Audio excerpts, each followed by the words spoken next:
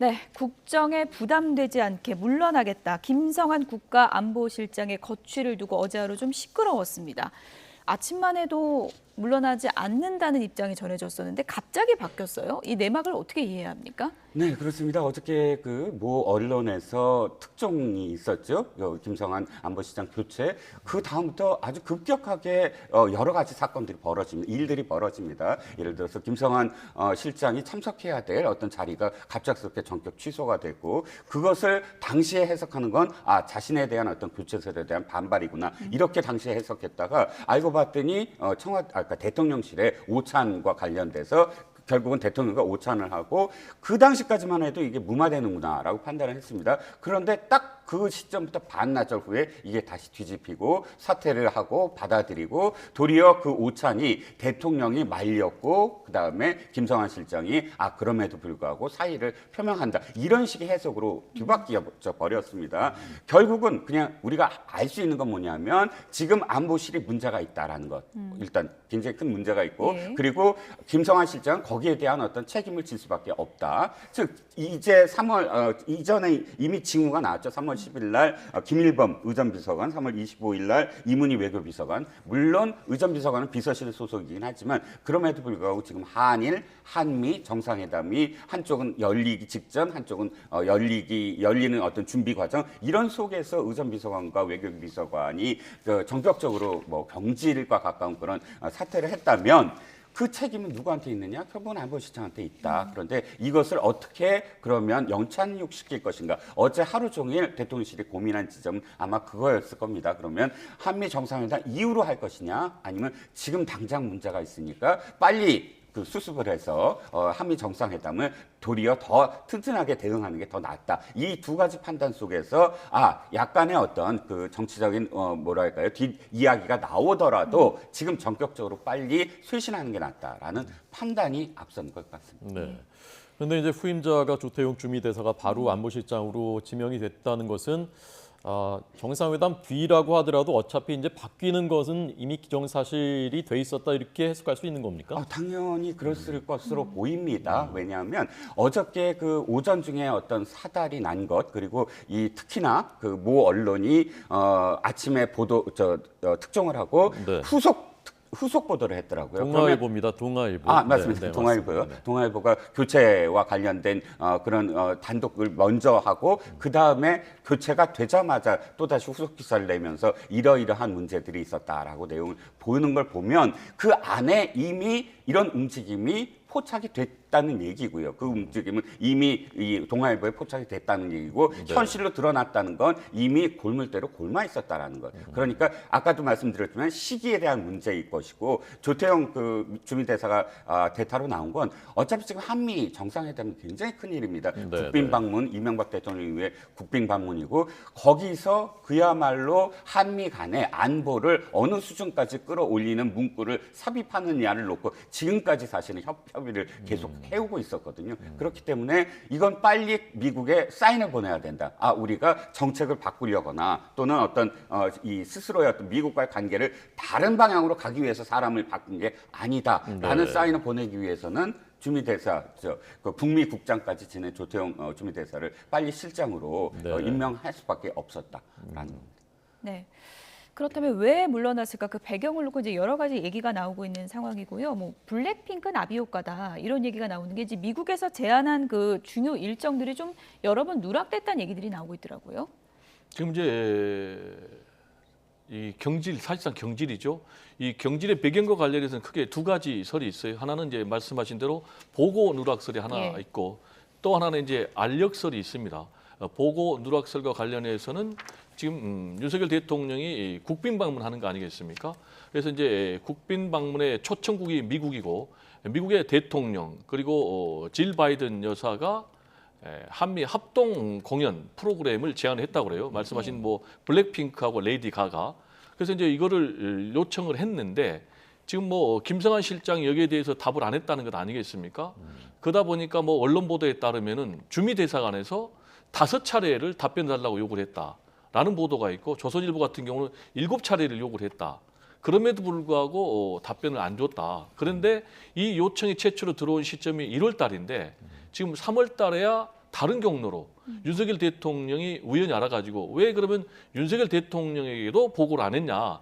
그래서 진노해가지고 결국은 책임을 물었다라는 것이 이제 보고 누락설이고 또 하나는 이제 알력설입니다. 갈등설이라고 할 수가 있어요. 대표적인 게 지금 김태호 1차장과 관련해서 김성한 전 실장이 서로 알력 다툼이 있다라는 얘기가 있고 또 비서실하고도 외교와 관련된 안보와 관련된 정보가 좀 공유가 안 돼가지고 비서실하고도 좀 갈등이 있고 또 아까 말씀드린 대로 주미대사관에서 계속해서 답변을 요청했는데도 답변을 안 해줘가지고 지금 외교부하고도 갈등이 있다라는 그런 설이 또 있고 지금 이제 민주당에서는 여기에 더 나아가서 김건희 여사 라인하고 지금 또 김성한 실장 라인하고 충돌이 있다라는 얘기까지 지금 나오고 있거든요. 따라서 저는 김건희 이 여사 부분에 라인이라는 건 누구를 지칭하는 것인가요? 그러니까 지금 이제 이거는 이제 민주당 주장에 따르면은 네네. 김건희 여사 측의 행정관 그런 라인하고 지금 김성한 전 실장의 이 비서관 라인하고 좀 충돌이 된다라는 이제 그런 얘기를 지금 민주당에서 하고 있어요. 그래서 지금 여러 가지 의혹들 그리고 지금 국민들은 상당히 좀 염려를 할 것 같아요. 왜냐하면 한일 정상회담과 관련해서도 굉장히 좀 분노하는 국민 여론이 있는데 갑자기 이 미국 방문 지금 한 달 남겨놓고 지금 의전비서관이 그만뒀죠. 외교비서관이 그만뒀죠. 외교안보사령탑이 그만뒀단 말이에요. 그렇다면 과연 정상적으로 한미 정상회담을 준비를 할 수 있을까? 그리고 왜 이런 일들이 지금 벌어질까? 그리고 지금 그만둔다라는 자진 사퇴의 발표가 있자마자 50분 만에 지금 말씀하신 대로 조태용 전 주미 대사가 지금 후임 실장으로 기용이 됐거든요. 그런데 정부에서는 뭐라고 얘기했습니까? 하루 전에 물어보니까 전혀 사실 무근이다.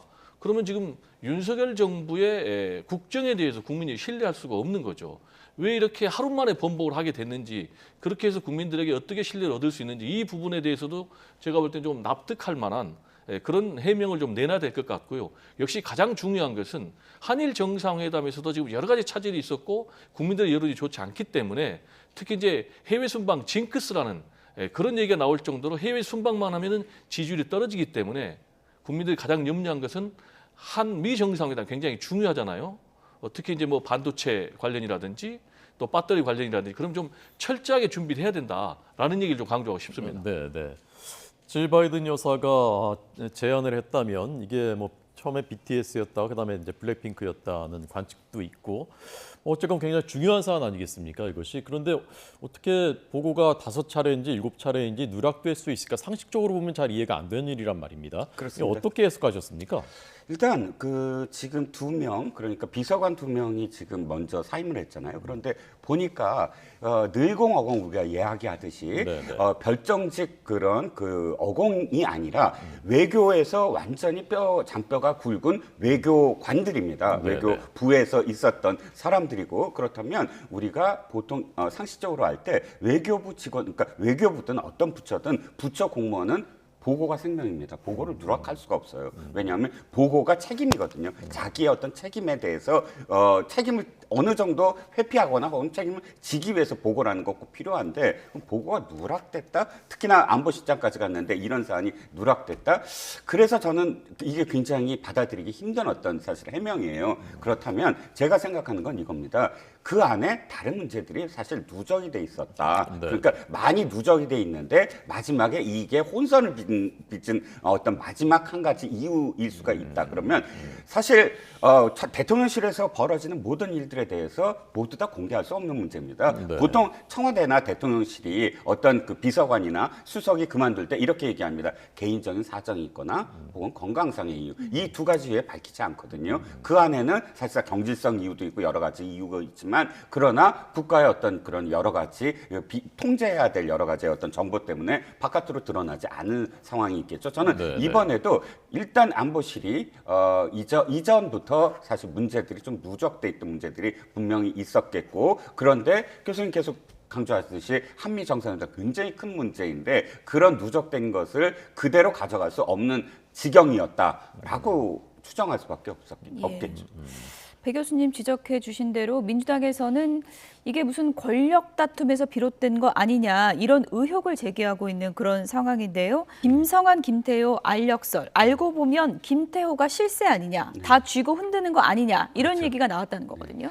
저는 일단 두 가지 측면에서 바라봅니다. 첫 번째는 한일 정상회담에서 반일과 관련된 그런 프레임을 걸기 위해서 이 모든 것들은 김태호 1차장이 친일이기 때문에 벌어졌다라는 그런 프레임 속에서 이 친일이기 때문에 이 모든 것들을 다 장악하려고 했고 그래서 이 사단이 났다라고 이야기하고 싶은 그런 구도를 만들고 싶은 그런 생각에서 시작이 된 게 아닌가. 사실 알력이라고 얘기해도 어떤 알력인지 정확하게 이야기를 안 하고 추정이잖아요. 그리고 보통은 외교안보 라인에서 역대에 알력이 있었다 그러면 외교 라인과 안보 라인 간의 알력은 있었어요.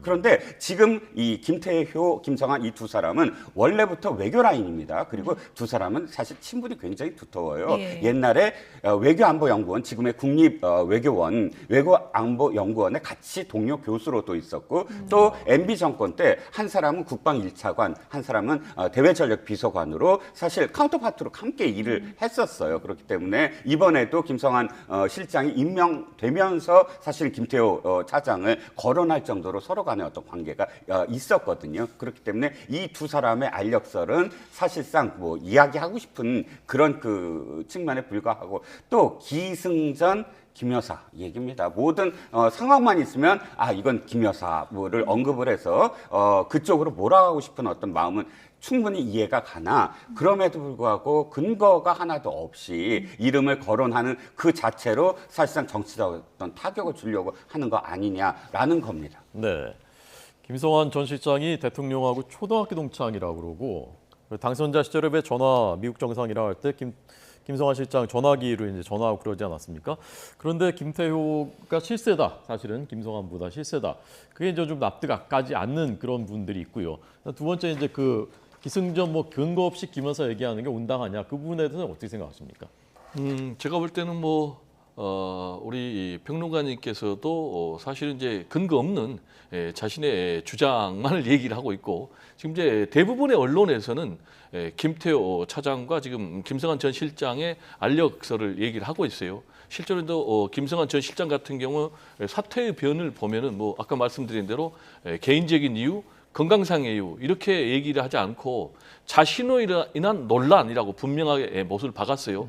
그러면 자신으로 인한 논란이라는 건 뭐겠습니까? 자신을 둘러싸고 논란이 있었다. 즉 그 얘기는 갈등과 알력이 있었다라는 것을 사실상 본인이 공표한 거거든요. 그렇다면 이제 누구하고 알력과 갈등이 있었느냐라는 부분인데 역시 대부분의 언론은 김태호 차장과 갈등과 알력이 있다라고 지금 보도를 하고 있기 때문에 진위 여부는 우리가 지금 현재 확인할 수 없는 그런 상황이죠. 다만 결과를 보면 말씀하신 대로 김성한 전 실장 같은 경우 대광 초등학교 동창입니다. 그리고 또 윤석열 대통령이 검찰총장 물러나고 사실상 대권 도전 준비할 때 이 외교안보 가정교사 역할을 했고 또 외교안보 정책 공약을 다 본인이 수립했는데도 불구하고 결과적으로 보면 김성한 전 실장 같은 경우는 사실상 경질이 되고 그리고 김태호 차장 같은 경우는 지금 건재하기 때문에 결국은 김태호 실장이 이긴 것이다. 그리고 또 하나 이런 부분은 약간 추측에 불과하지만 가장 중요한 것은 정책입니다. 지금 윤석열 대통령의 외교 정책, 특히 이 한일 외교 정책을 보면은 친일 논란이 굉장히 일고 있는데 지금 김태호 차장 같은 경우도 사실 이미 친일 논란에 휩싸였습니다. 그 이유는 본인이 논문을 내놓은 게 지금 시카고 대학에 논문을 내놓은 게 자위대가 유사시에 한반도에 투입을 해야 된다. 그러려면은 교전권을 가져야 된다라는 그런 주장을 해가지고 굉장히 논란이 많았는데 실제로 지금 이번에 한일 정상회담을 보면은 너무 일방적인 퍼주기. 그래서 또 언론 보도에 따르면은 한일 정상회담과 관련해서 김태호 또 김성한 전 실장이 갈등을 빚었다라는 그런 보도도 있습니다. 네.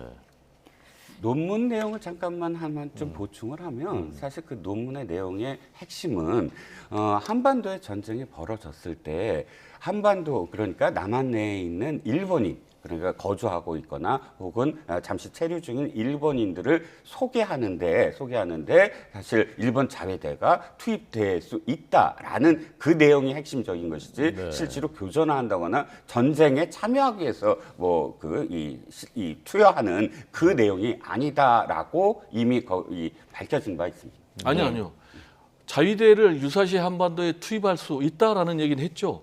그러면 유사시 한반도에 투입하려면은 교정권이 있어야 된다. 그래서 주권 국가에게 교정권을 영구히 허락하지 않는 것이 맞는가라는 주장을 김태호 차장이 했습니다. 그러니까 제가 말씀드린 건 어쨌든 유사시라는 게 한정돼 있다는 거죠. 목적이 뭐냐면 여기에 일본인들을 소개시키기 위한 그 목적이라는 것이지 여기서 교전을 참전을 해서 어떤 전쟁 군인으로서 병사로서 여기에 참전한다 이런 의미가 아니라는 거죠. 논문 핵심이. 네, 알겠습니다. 이제 앞으로 좀 중요하게 봐야 될 부분은 이번이 이제 단순한 한 번의 경질이 아니라 어떻게 보면 외교 안보 라인에 이제 문제점이 드러났기 때문에 전면적인 개편 그리고 또 더 나아가서는 뭐 개각까지 갈 수 있다 이렇게 보는 시각도 있더라고요. 네, 그렇습니다. 이 사실은 이 시작에 불과하다라는 생각이 들어요. 왜냐하면 원래는 뭐 이 한 1년 후에 1년 정도 되고 또 총선이라는 어떤 시기가 겹쳐지면